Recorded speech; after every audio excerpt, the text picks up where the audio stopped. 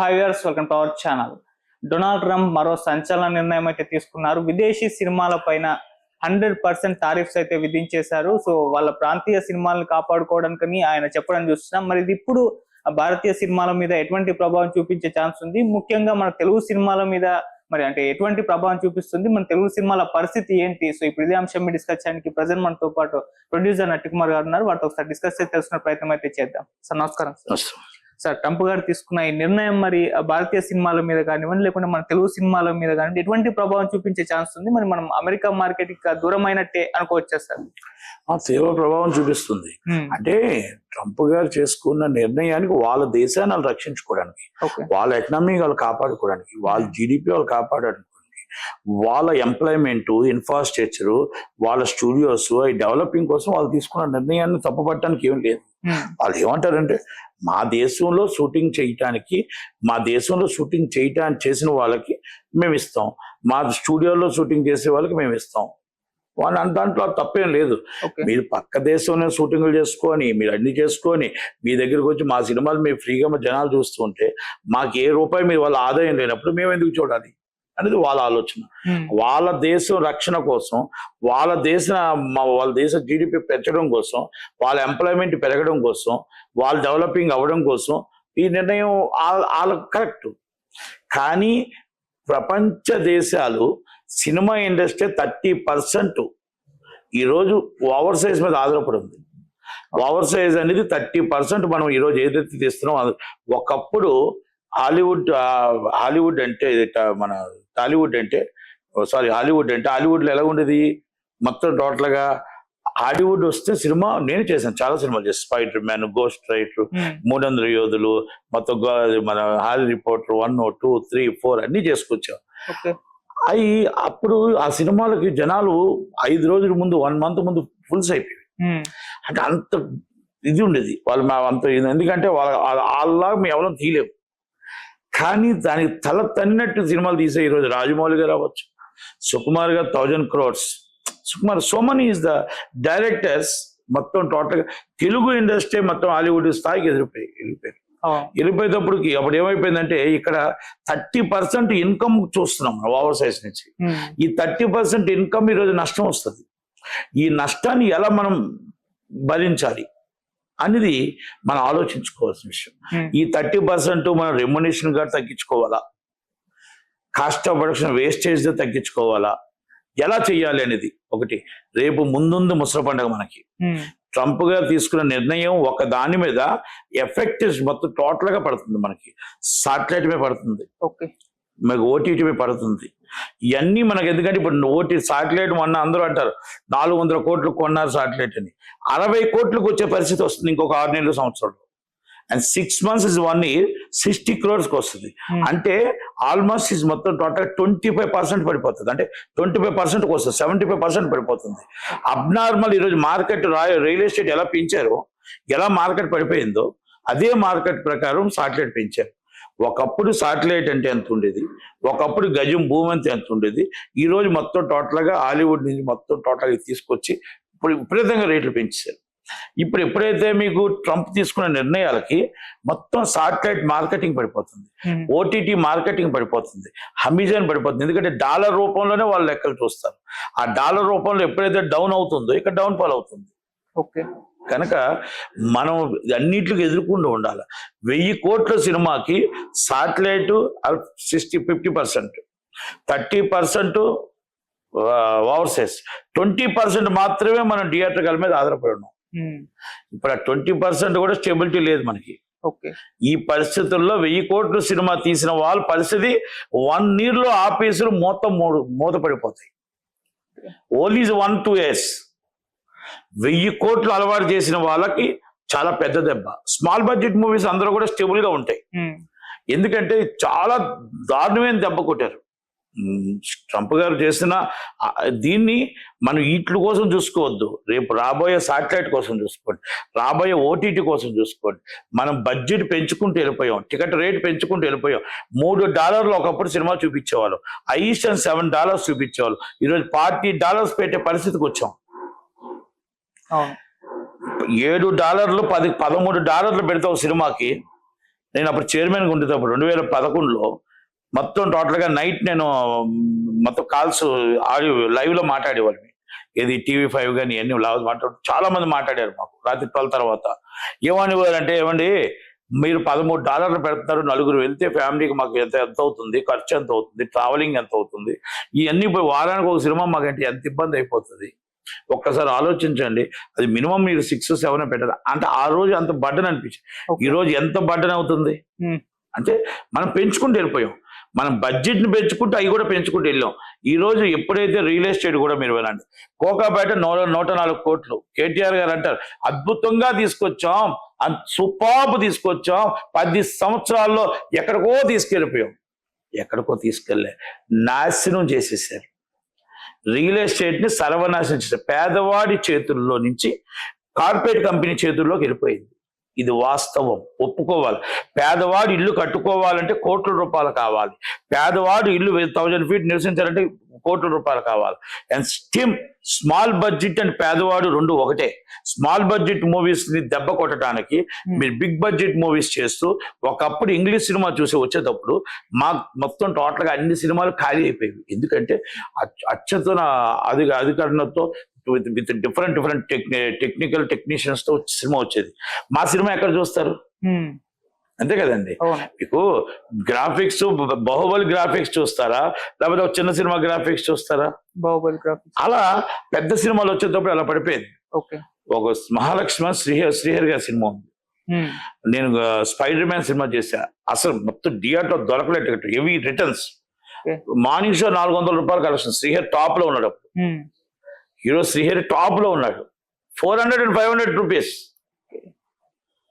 నాకు ఉదయాన్నే ఫోన్ చేసి కంగ్రాచులేషన్ నట్టి అన్నాడు. ఏమని అంటే, నేనే డిస్ట్రిబ్యూటర్ అన్నమాట. అంటే ఎందుకని అంటే, అప్పుడు మొత్తం టోటల్ తుడుచుకొట్టుకుపోయింది ఈ సినిమా, ఇంగ్లీష్ సినిమా మీద నేను వేస్తేనని. అంటే అలాంటి సినిమా ఇండస్ట్రీలో అంత ప్రాముఖ్యత ఉండేది ఇంగ్లీష్ సినిమాకి. ఇప్పుడు కూడా అంతే. మీరు 1000 కోట్ల సినిమా తీసి, మొత్తం 700 కోట్ల సినిమా తీసి, 500 కోట్ల సినిమా తీసి చిన్న సినిమాని చంపేశారు. మీరు 100 కోట్లు రియల్ ఎస్టేట్ పెట్టి కేసీఆర్ గారు మొత్తం టోటల్ గా పెరిగిందని రేట్ అబ్నార్మల్ తీసుకెళ్లి పెట్టేసి ఈరోజు 3 లక్షలు 5 లక్షల గజం తీసుకెళ్లి పెట్టి పేదవాడు ఇంటి కళని దూరం చేశారు. ఇది అది రెండు ఒకటే. దాన్ని మీరు ఎందుకు కలుపుతున్నారు, ఇది ఎందుకు కలుపుతున్నారంటే ఇస్ మొత్తం టోటల్ గా మీకు అక్కడ పేదవాడు నష్టపోయాడు, ఇక్కడ చిన్న సినిమా నిర్మాత నష్టపోయాడు. ఇది మీకు అందుకని ఇంగ్లీష్ వాళ్ళు మళ్ళీ దెబ్బ కొట్టేవారు అనుకునేవాళ్ళు. ఇంగ్లీష్ సినిమాలకి బాలీవుడ్ మనల్ని కొట్టేవారు అనుకునేవారు. బాలీవుడ్ లేదు, హాలీవుడ్ లేదు, టాలీవుడే మనకు దెబ్బ కొట్టింది. ఇప్పుడు వాళ్ళందరికీ మొత్తం హాలీవుడ్ కొట్టారు దెబ్బ. అంతే కదా. అందుకనే మనం రేపు ఫ్యూచర్ చాలా డేంజర్ లో బిగ్ సినిమా మూవీస్ పడుతున్నారు.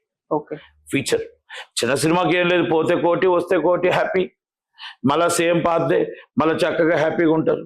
బెల్బాటం ప్యాంట్ బ్యాగీ ప్యాంట్ ఎలాగైందో మళ్ళీ సేమ్ అలాగే ఉంటుంది. మళ్ళీ సినిమాలన్నీ మళ్ళీ థియేటర్లోకి వస్తుంటే మళ్ళీ థియేటర్లో చూస్తారు. సాటిలైట్ వచ్చి 400 కోట్లు తప్పొచ్చి 4 కోట్లకు వస్తుంది. ఓటీటీ 100 కోట్లతో వచ్చి 3 కోట్లకు వస్తుంది. సినిమా ఇండస్ట్రీ పెద్ద సినిమా తీసిన నిర్మాతలకి దెబ్బ తగులుతుంది. ఈ దెబ్బ కాదు, ట్రంప్ గారు తీసుకున్న దెబ్బకి ఓటీటీ అండ్ సాటిలైట్ అన్ని పడిపోతాయి. సినిమా ఇండస్ట్రీ జాగ్రత్తగా ఉండాలి. మనం సినిమా రెమ్యునేషన్ 300 కోట్లు 30 కోట్ల రెమ్యునేషన్ పడిపోతుంది.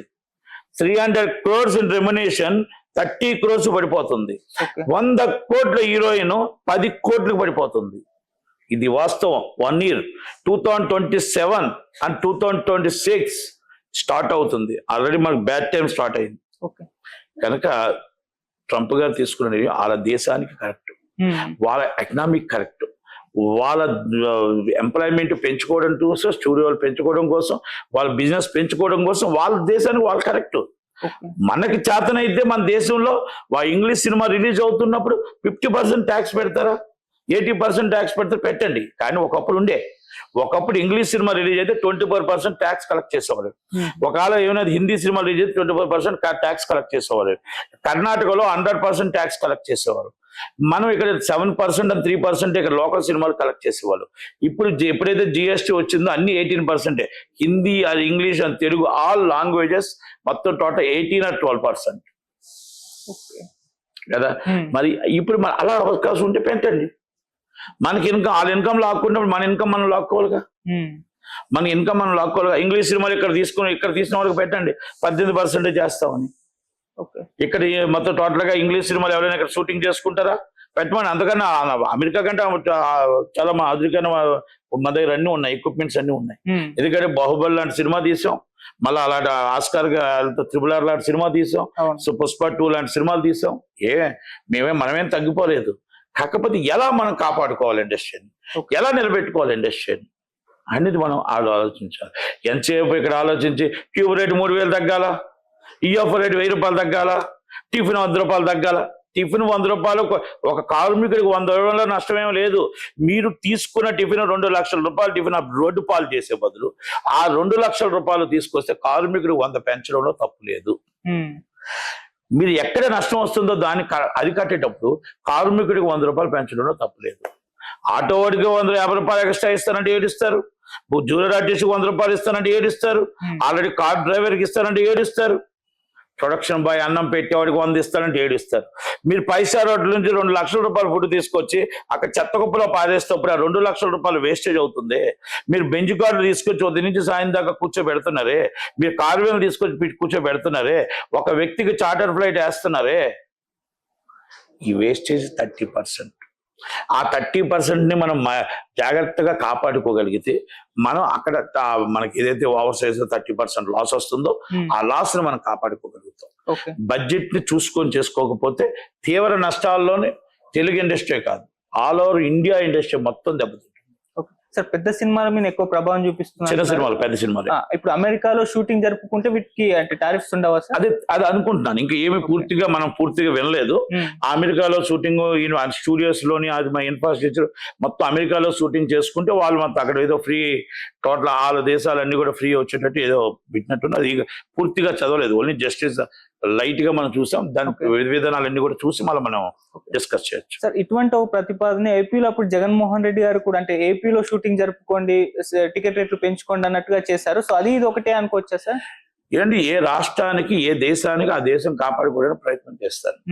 ఆంధ్రప్రదేశ్ రాష్ట్రాన్ని మనం ఎలా కాపాడుకోవాలనుకుంటున్నామో, ఆంధ్రప్రదేశ్ రాష్ట్రాన్ని ఇన్ఫ్రాస్ట్రక్చర్ పెరగాలనుకుంటున్నాము, ఎంప్లాయ్మెంట్ పెరగాలనుకుంటున్నాము, మన రాష్ట్రాన్ని మనం డెవలపింగ్ అవ్వాలనుకుంటున్నాము. ఒక సినిమా ఇండస్ట్రీ, ఒక స్టూడియో వస్తే ఆ పక్కన ఒక 2 పరిశ్రమలు వస్తాయి. 2 పరిశ్రమలు వస్తే ఒక సాఫ్ట్వేర్ కంపెనీ వస్తుంది.